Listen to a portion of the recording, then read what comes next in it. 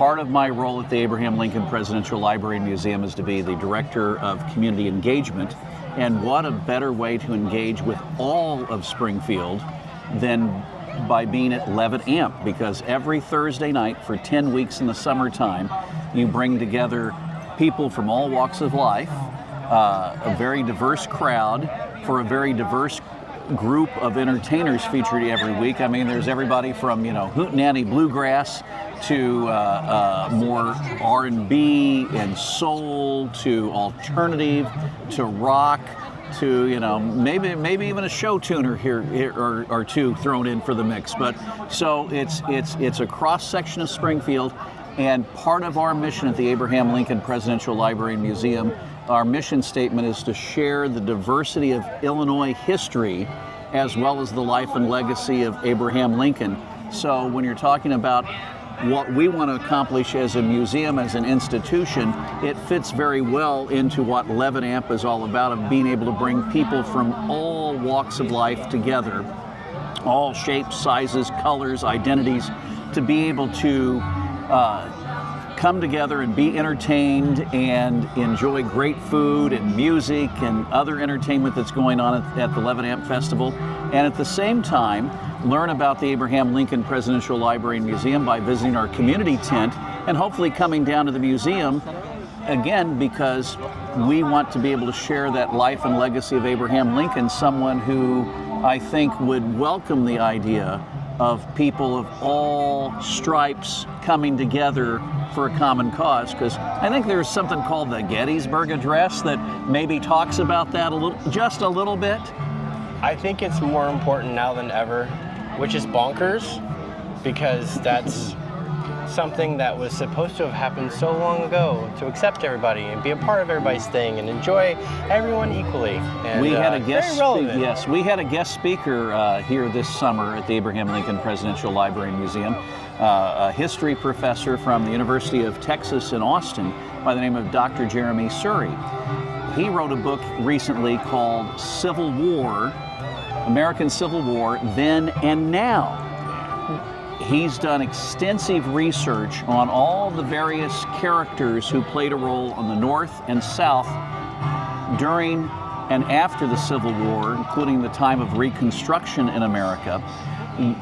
And as you find out, so many of the issues we deal with today in American society and some of the deep divisions that we have go directly back to what happened in the moments after the Civil War, because in many ways, many issues of the Civil War, while there was a official surrender of Robert E. Lee to Ulysses S. Grant at Appomattox Courthouse in Virginia in 1865, a lot of the issues that led to the Civil War and festering issues were never quite resolved then and continue to affect us now. And it's a very interesting case study of how America has evolved over the last 150, 160 years. And it kind of almost, as I was talking to Dr. Surrey afterwards, I said, your book is almost kind of like the catchphrase, the more things change, the more they stay the same. And he's like, yeah, he said, that's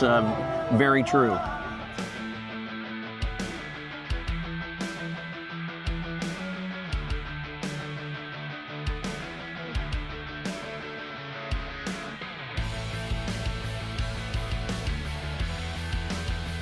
Something that was really challenging that turned into something really cool was last year we had a group from the Chicagoland area that came in.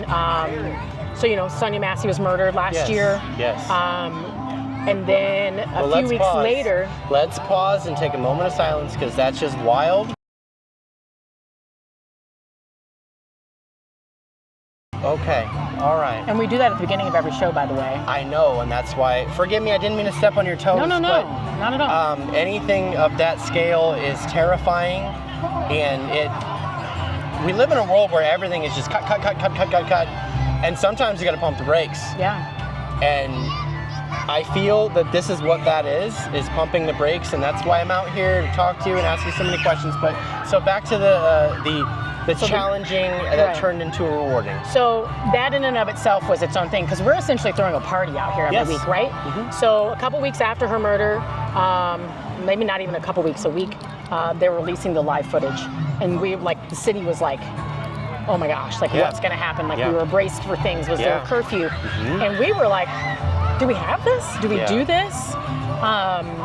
Just out of respect for what was happening, not out of fear. And so we talked to our artists, we talked to the Levitt Foundation, and everybody was like, go for it.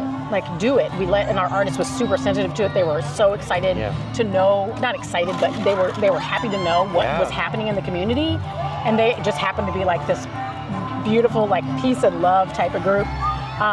So anyway, we had the show that night, and then a few weeks later, these outside protesters came in with Black Lives Matter flags and a megaphone, and were just in front of the stage going ham and trying to be oh man, I knew they weren't from here, because we had talked with Black Lives Matter. We talked with everybody that we felt could tune us in to what was the right thing to do.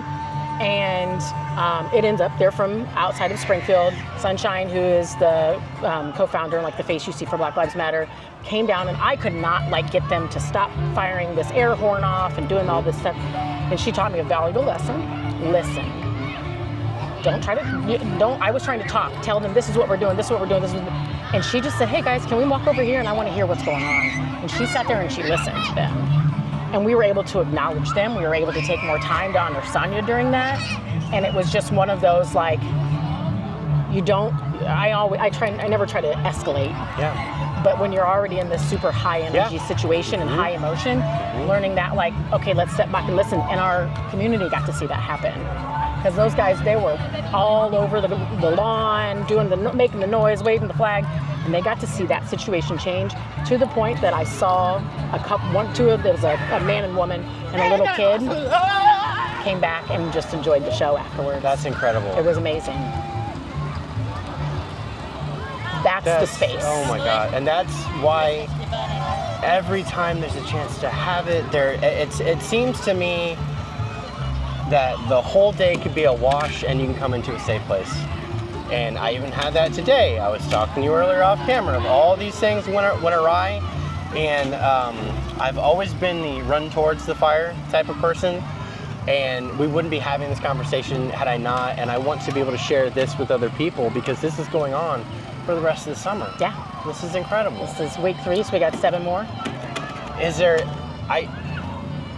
You answered both questions at the same time, and I appreciate it. Ask it again. I'll tell you something different. No, I honestly don't think it's going to get any better than that, because it's weird that not weird. It's I don't know. I'm not an English major, but the music does move, and that's the slogan, and it moves ideology, and it moves hearts, and it moves people, and hopefully it moves them to bring them together. Yeah. Because looking out here, it's incredible. And that's I didn't realize when I got involved what the Levitt Foundation is really about. So that's who seeds us, that's who gives us this idea and says run with it. And that's their whole point, is community. The power of free live music to bring people together, to bridge the gaps, to heal the hearts, and that every tragedy that we have had so far in our community during the summer has led people to say, you know what, it's okay, let's go to Levitt, let's hang out here, let's heal together, is amazing. We're going to do July 10th, we're going to honor Sonia again with the grace and love of the Massey Commission telling us to go ahead and do that. That's incredible. So it's that what we're trying to do is being accomplished, and it's touching 1,000+ people every week. That's incredible.